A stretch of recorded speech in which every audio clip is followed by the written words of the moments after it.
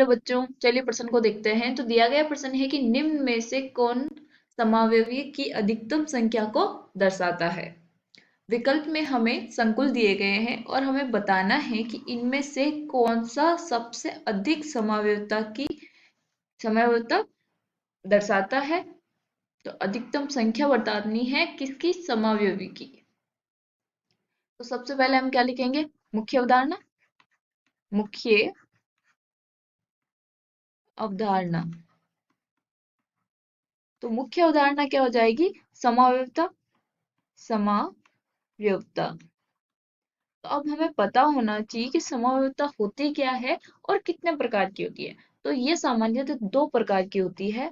पहली संरचनात्मक संरचनात्मक और दूसरी होती है त्रिविमीय। त्रिविमीय समावयवता।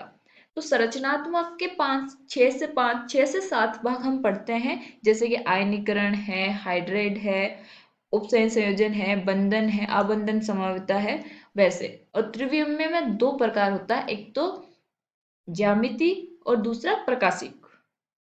तो अब उसके अकॉर्डिंग हमें बताना है कि किसकी सबसे ज्यादा समावयवता दर्शाता है, कौन सा हमारा जो विकल्प में दिए गए जो संकुल है उनमें से। तो चलिए हम देखते हैं। तो विकल्प ए देखिए क्या दिया गया है, CONH3।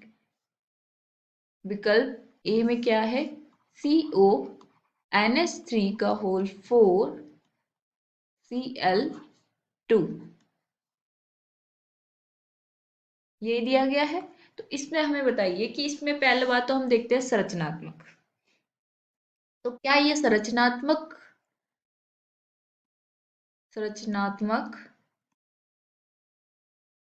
समावयवता दर्शाएगा? नहीं, क्योंकि ना तो इसके पास आयन है कि आयनीकरण समावयवता है, ना इसके पास कोई उभयतंतु लिगैंड है कि आबंध, और ना ही दो संकुल है कि उपसंयोजन यौगिक बना सकता है, ना ही H2 है कि हाइड्राइड वाला बनाए। तो इसका मतलब क्या है कि ये संरचनात्मक नहीं दर्शाएगा। दूसरे पे आते हैं त्रिविमीय। त्रिविमीय में पहले क्या होती है, ज्यामिति। तो ज्यामिति में क्या होता है कि कोई भी कम जो हमारा यौगिक है वो सिस या ट्रांस, जैसे कि हम और जो हमारा ऑर्गेनिक केमिस्ट्री में IUPAC नाम लिखते हैं, तो इसमें क्या होता है कि डबल बॉन्ड है, H ये वाला है, तो H H और Cl। तो हम इसको क्या बोलते हैं, ट्रांस, क्योंकि ये क्या है, विपरीत दिशा में। अगर ये सेम दिशा में यानी कि H अगर यहाँ आ जाए तो वो क्या बन जाता है हमारा, सिस। तो इसी प्रकार से हम ज्यामिति में भी देखते हैं कि कौन सिस है और कौन ट्रांस बना सकता है। तो यहाँ पे देखिए कि जो हमारा संकुल है उसमें लिगेंड कितने हैं, 6। जो समन्वय संख्या है वो 6 है, यानी कि अष्टफलकीय ज्यामिति होगी इसकी। तो अष्टफलकीय में क्या होगा, एक ऐसे, और ये होंगे हमारे पास 6 लिगेंड के जुड़ने के तरीके। तो अब हमारे पास Cl कितने हैं, 2। Cl कितने हैं, 2। और NH3 कितने हैं, 4। तो अगर हम इसको लिखें तो Cl को अगर यहाँ लिखूं, Cl NH3 NH3 NH3 NH3, तो ये क्या, Cl एक और है, तो क्या हम इसको सिस बोल सकते हैं। और ये अगर हमारे पास विपरीत दिशा में होंगे तो इसको हम बोलेंगे ट्रांस, यानी कि M की जगह CO होगा हमारा यहाँ पे, CO। यहाँ अगर Cl और यहाँ Cl, NH3 NH3 NH3 और NH3, तो ये होगा हमारा ट्रांस। तो ये हो गया ज्यामिति। अब आते हैं हम प्रकाशिक में। तो प्रकाशिक हमारे जो सिस होते हैं वही प्रकाशिक समावयवता दर्शा सकते हैं। ट्रांस हमारे समावयवता नहीं दर्शाते हैं, क्योंकि सेंटर ऑफ सिमेट्री होती है, यानी केंद्र से अगर आप इधर जाओगे और उसके विपरीत दिशा में जाओगे तो समान परमाणु मिलेंगे, तो इसकी वजह से उसमें क्या होता है, सेंटर ऑफ सिमेट्री, तो वो नहीं दर्शाता है। इसी वजह से हमारे जो दर्शाएंगे प्रकाशिक वो सिर्फ सिस होंगे। उसमें भी कौन कौन से सिस दर्शा सकते हैं, कौन से नहीं दर्शा सकते हैं, वो देखते हैं। तो यहाँ पे वो क्या होते हैं, प्रकाशिक समावयवता होते क्या है कि वो दोनों एक दूसरे के प्रतिबिंब दर्पण प्रतिबिंब होने चाहिए, यानी कि अगर एक को उठा के दूसरे के ऊपर रखे तो वो दूसरे वाले को ढक नहीं सकते। तो अगर मैं इसका प्रतिबिंब बनाऊं, दर्पण प्रतिबिंब, तो क्या बनेगा हमारा, जो Cl है वो यहाँ रहेंगे, और जो M है वो M यहाँ, और NH3 NH3 NH3 और NH3, तो ये हमारा दर्पण प्रतिबिंब बनेगा, जस्ट उल्टा इसका। तो क्या मैं इसको जैसे यहां से अगर कट करूं, मैं ऐसे, जैसे ये वाला कट कर दिया मैंने, और सीधा लाके इसके ऊपर रखूं यहाँ पे, तो क्या ये Cl के ऊपर Cl आएगा? नहीं, क्योंकि ये Cl आएगा हमारा इस NH3 के पास। तो क्या हुआ, ये ना तो ये प्लेन ऑफ सिमेट्री है, ना सेंटर ऑफ सिमेट्री है, ना एक्सिस के है। यानी जो अक्षीय होता है उसके अनुसार भी ये सिमेट्री नहीं है इसके अंदर। तो ये वाला क्या हो जाएगा हमारा, प्रकाशिक समाविता दर्शाएगा। लेकिन अगर यहाँ पे ये ट्रांस की बात करें तो ये देखो, जैसे अगर दर्पण इसका प्रतिबिंब बनाए तो क्या होगा यहाँ पे, इसको मैं थोड़ा नीचे लिख रही हूँ, CO, यहाँ पे Cl होगा, यहाँ पे भी वही Cl आएगा, और NH3, ये वाला NH3 यहाँ आ जाएगा, NH3, और इधर भी NH3 और NH3। तो क्या इसको और ये वाला क्या एकदम समान है?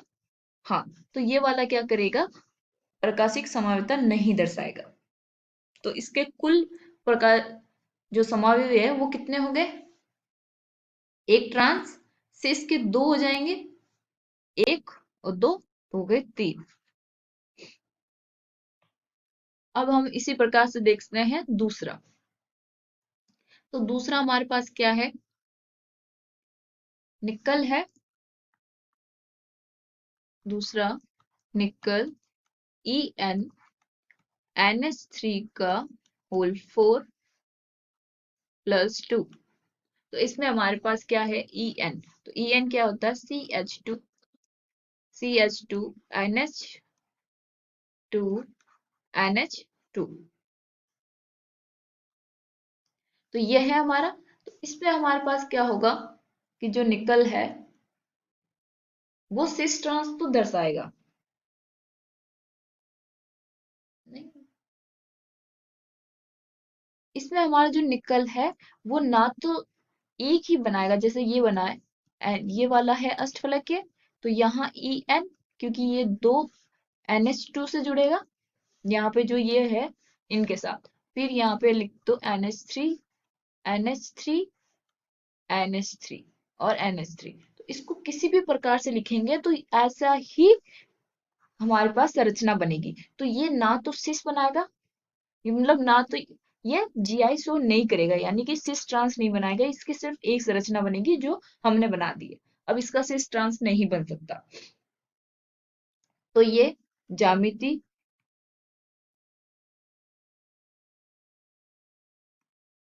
नहीं दर्शाएगा। तो ज्यामिति नहीं दर्शाएगा तो हमारा,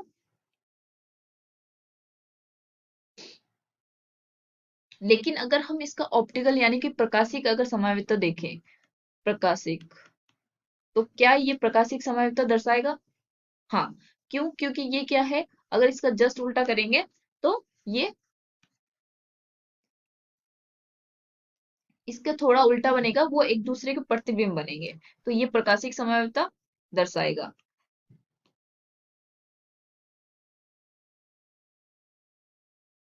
और रही बात हमारे पास संरचनात्मक की, तो उसके पास ना तो उभयदंतुर लिगैंड है, ना ही कोई बाहरी आयन है, तो ये वाला संरचनात्मक जो है वो नहीं दर्शाएगा।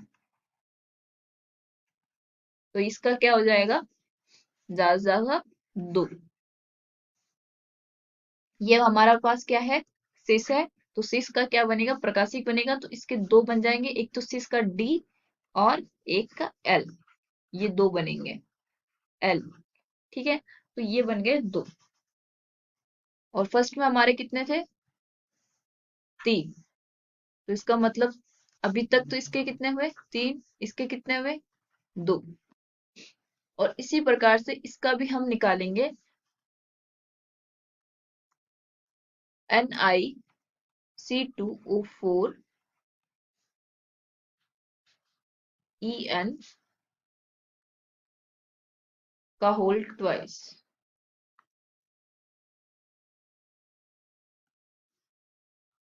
माइनस के 2। तो इसमें हमारे पास क्या है, निकल है और En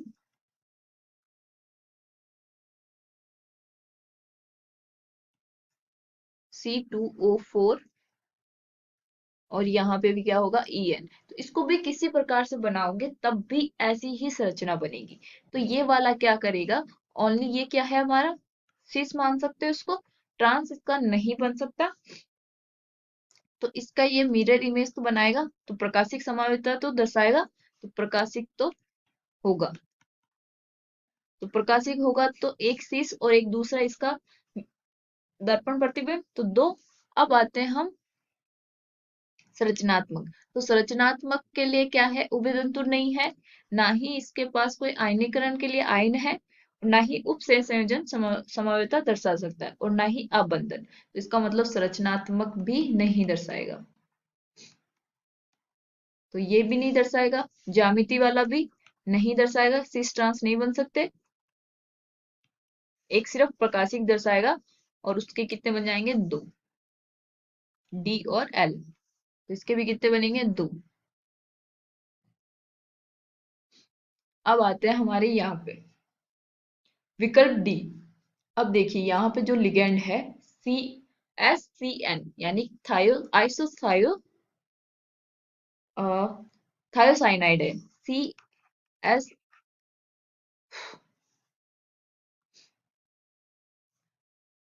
विकल्प डी क्या है हमारा पास, विकल्प डी में देखिए ये वाला हमारा क्या है, SCN। SCN है हमारा थायोसाइनाइड। थायोसाइनाइड हमारा एक उभयदंतुर लिगेंड है।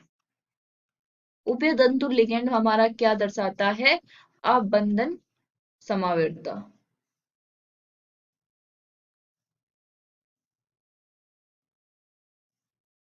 अबंधन समावेशिता, तो ये अबंधन समावेशिता दर्शाएगा। दूसरा, यहाँ पे देखिए ये फर्स्ट में हमने देखा था, ये वाला क्या था, Ma4B2। क्या ये भी इसी प्रकार से है, Ma4B2। इसको हम B मान लो, इसको A मान लो, तो क्या यही है। तो इसका मतलब ये क्या बनाएगा, सिस और ट्रांस बनाएगा। तो सिस ट्रांस बनाएगा, सिस क्या होगा हमारा, प्रकाशिक होगा। तो ये तीनों दिखा रहा है, एक तो अबंध संरचनात्मक वाले में अबंधन, और दूसरे में ज्यामिति में सिस ट्रांस, और प्रकाशिक में अपना दर्पण प्रतिबिंब बनाएगा। तो इसमें सबसे अधिकतम संख्या में समावेशिता कौन दर्शाएगा, वो है हमारा विकल्प डी। आशा करती हूँ आपको समझ में आया होगा। धन्यवाद।